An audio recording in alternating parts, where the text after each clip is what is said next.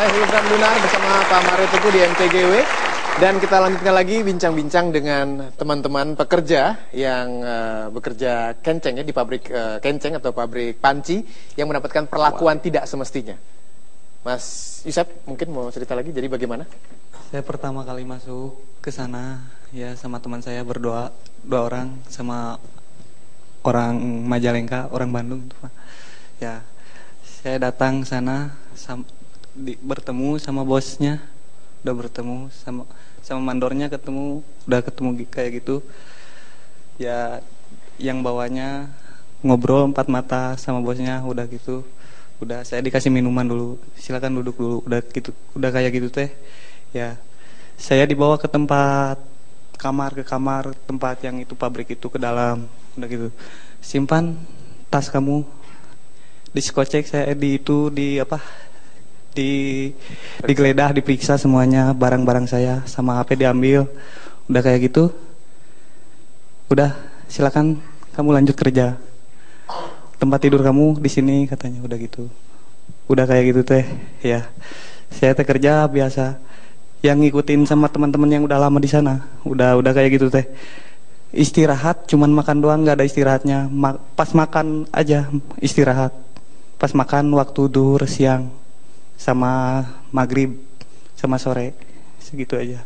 Sampai jam 10 malam itu kerjanya.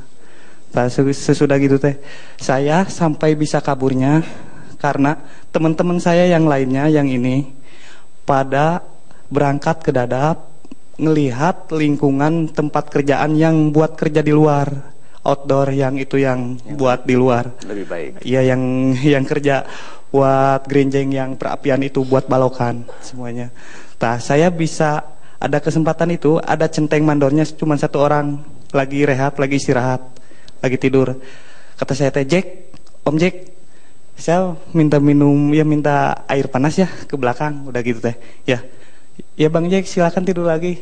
Ya, saya sehabis sholat asar, saya di dalam hati saya berkata, saya la haulalah, pada Allah saja berpasrah. Mungkin kalau saya mati di sini, mungkin mati syahid, kata saya teh. Saya ke belakang rumahnya lewat benteng, ada bangku kecil, adalah 3 meteran 4 meteran. Saya manjat lewat sana, ya itu melarikan diri, lolos dari sana ke terminal, sampai ke terminal Kalideres. Saya jujur ngomong ke supir angkotnya, Pak, mohon keikhlasannya, keridoannya, saya orang Bandung, ini fotokopian KTP saya ikut nebeng ke mobil Bapak.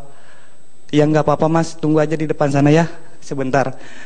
Sambil nunggu penuh dulu, udah kayak gitu, nyampe lah ke Kalideres. Udah Kalideres, saya naik bis bis yang gede Prima Jasa yang itu, udah gitu. Saya nebeng juga di belakang, udah nebeng kayak gitu, sampai ke kampung rambutan. Udah sampai ke kampung rambutan, saya nggak punya uang, harus gimana? Nah, udah kayak gitu teh, saya ngemis dulu, udah ngemis. Ketiga rumah makan dikasih uang dikasih uang 10 ribuan, 30 ribu kalau nggak salah mah, dibeliin makan 15 ribu, buat ongkos 15 ribu. Bisalah pulang saya, karena ada orang Cimahi yang di kampung rambutan sana yang ngasih uang ke saya 25, jadi 35 ribu. Udah kayak gitu saya pulang.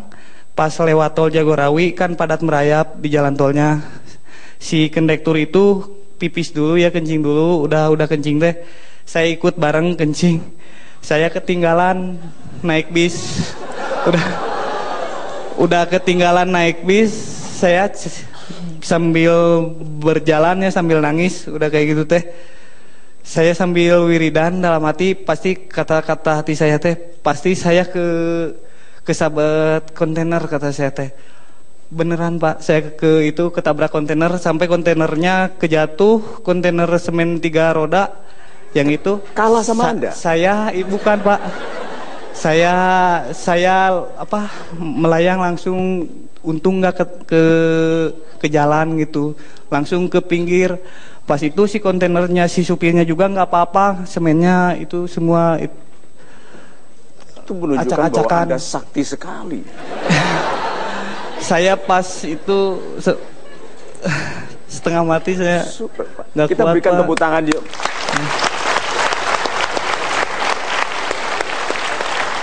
Saya mau ke adik kita Andri. Tidak usah lagi cerita larinya, tapi kenapa bekas tendangan ini masih sakit? Apa yang terjadi? Ini di dada saya, bukan bekas tendangan, itu karena makanan yang tidak sehat. Oh, jadi bukan cerita-cerita isu tentang ditendang itu nggak betul, hanya makanan aja. Ini kepala pernah Oh, ditendang. kepala yang ditendang. Iya. Kalau ini karena makanan. Iya. Makan apa? Makanan biasa. Makanan biasa, cuman udah kerja itu bahan-bahan udah kerja itu nggak bersih Pasti. ke tangan. Ya, Pasti. otomatis kalau mau makan itu campur sama makanan. Nggak cuci tangan dulu tuh? Cuci, cuman Masih ada bubuk aluminium ya? yang paling saya tidak lupakan, saya sampai sekarang masih ingat saya pernah ditendang, dipukul, bagian ini nih masih kepala, masih terasa sampai sekarang. Yang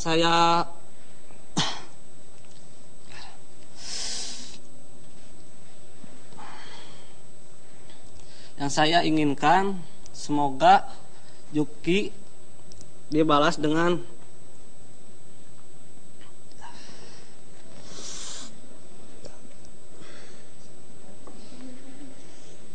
Anda minta Pak Yuki-nya disiksa atau Anda dibahagiakan?